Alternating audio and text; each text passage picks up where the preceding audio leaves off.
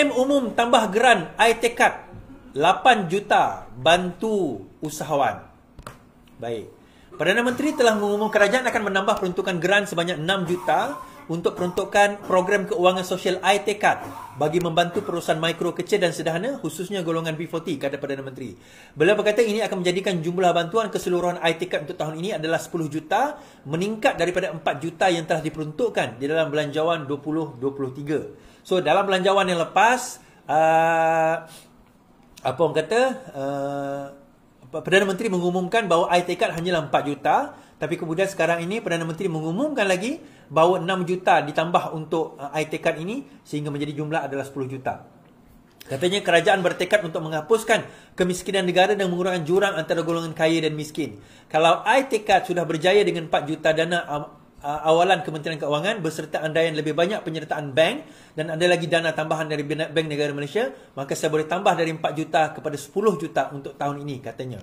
iTekad merupakan program penaung yang diwujudkan oleh Bank Negara Malaysia bagi membantu usahawan mikro berpendapatan rendah memperkukuhkan pengurusan keuangan dan kepintaran dalam perniagaan ke arah menjana pendapatan yang berterusan. Okey, itu yang kita kena war-warkan kepada rakyat kita berkenaan dengan bantuan-bantuan kerajaan dan iTekad ini ditingkatkan daripada bantuan mikrokredit ni daripada 4 juta yang diumumkan dalam dalam belanjawan yang lepas, dinaik ditambah 6 juta dan sekarang ini menjadi 10 juta. Now, dalam masa yang sama, Perdana Menteri dikatakan akan mengumumkan kadar kenaikan gaji bagi pegawai kerajaan dalam belanjawan tahun ini yang dijangkakan pada bulan Oktober 2023.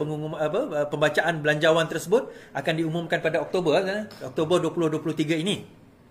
Dan di dalam belanjawan tersebut juga menyentuh banyak isu dan antara yang menarik yang ditunggu-tunggu adalah berkenaan dengan revising ataupun merevisekan baliklah nak kena susun semakan balik semula gaji pegawai kerajaan yang dikatakan ada 12 tahun tak pernah disemak lagi daripada segi tangga gaji 2013 last 2013 2013 so 10 tahun dah 10 tahun tak disemak tangga gaji dan sebagainya. So berita baik untuk pegawai kerajaan. Dalam masa yang sama, bila kita bercakap tentang gaji pegawai kerajaan, kita juga akan ada bercakap tentang gaji pegawai swasta, gaji pekerja-pekerja swasta. So pekerja swasta tidak dilupakan, di mana sekarang ini kerajaan telah mengemukakan inisiatif untuk mengadakan apa yang dipanggil sebagai gaji gaji progresif.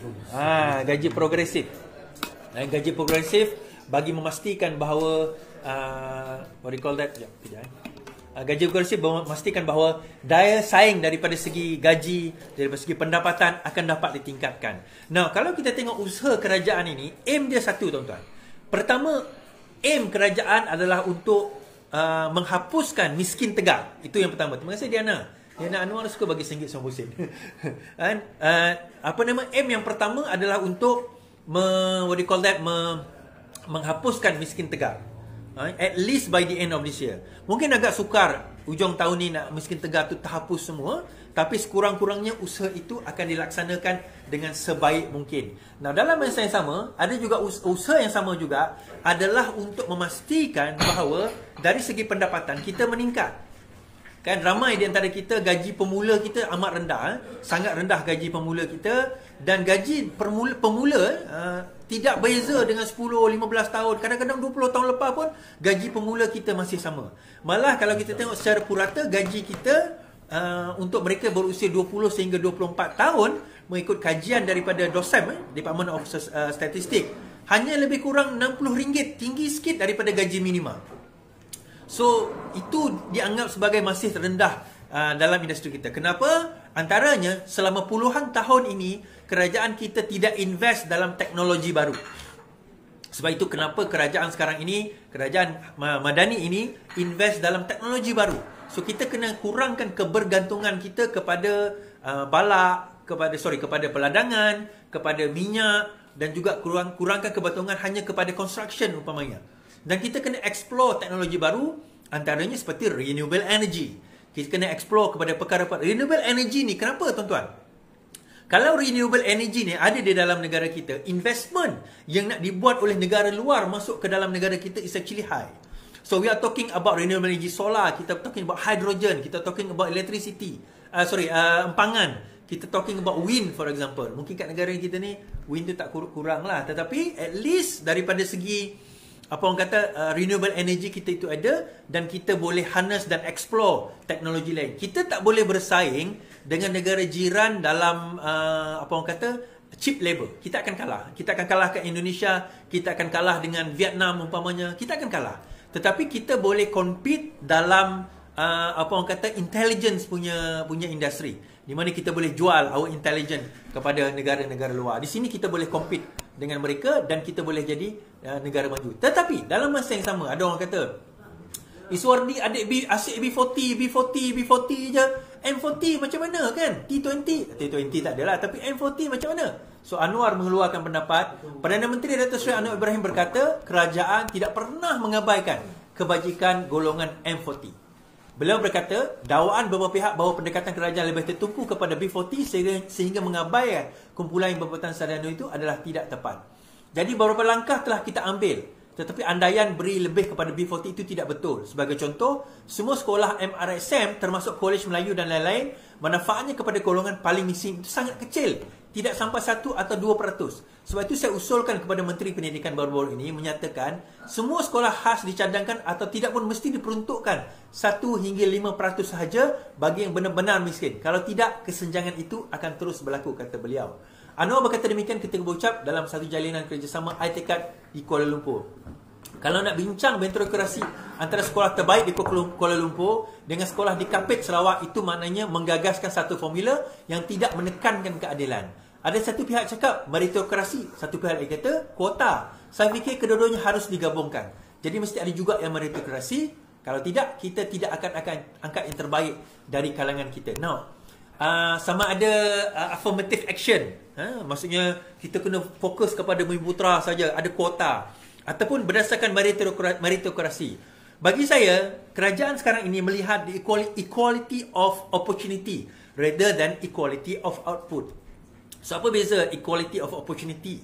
Equality of opportunity adalah kita kena melihat kepada peluang dan ruang, peluang dan ruang yang adil di kalangan semua masyarakat. Dan kita kena faham, seorang yang berada di pedalaman Sarawak, seorang yang berada di pedalaman Kelantan, seorang yang berada di pedalaman Sabah umpamanya, walaupun dia pergi di sekolah yang menyediakan kemudahan yang sama sebagaimana yang duduk dekat Kuala Lumpur, bandar di Selangor, bandar di Johor, bandar di Pulau Pinang, tetapi akses dia kepada pendidikan, teknologi dan sebagainya menyebabkan peluang untuk dia nak berjaya itu akan kurang berbanding dengan mereka yang ada sumber apa orang kata pendidikan, sumber maklumat, pendapatan yang lebih tinggi.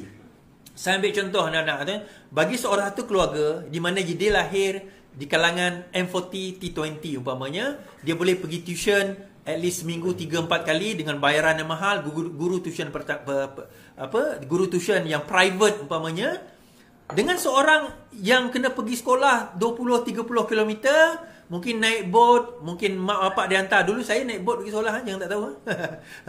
Kan? Tak sama. Sebab apa? Dia nak kena habis masa dia. Lepas tu, mak bapak dia pun tak mampu nak hantar dia pergi private tuition umpamanya.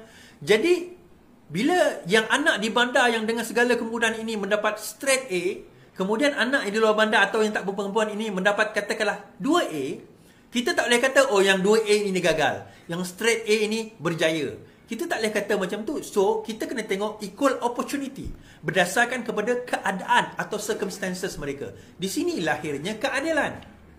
Di sini lahirnya keadilan yang kita perjuangkan selama ini. So that's why kita kena tengok kuota itu ada, meritokrasi itu perlu, tetapi perlu dilihat juga circumstances atau keadaan yang menyebabkan kenapa kita nak kena bagi bantuan kepada dia dan sebagainya. Dan juga kepada M40 sebenarnya banyak bantuan-bantuan, dan insya-Allah dalam dalam bajet yang akan dibentangkan nanti, banyak juga tax rebate umpamanya. Berkemungkinan kita sekarang ini nak menyihatkan rakyat, berkemungkinan kami juga nak memperjuangkan satu tax rebate, iaitu menyihatkan rakyat Malaysia dengan kaedah-kaedah tertentu. Yang tu nanti kita akan ada penghuraian. Mungkin kita harap kerajaan juga dah mula melihat kepada aspek makanan kesihatan umpamanya, kan.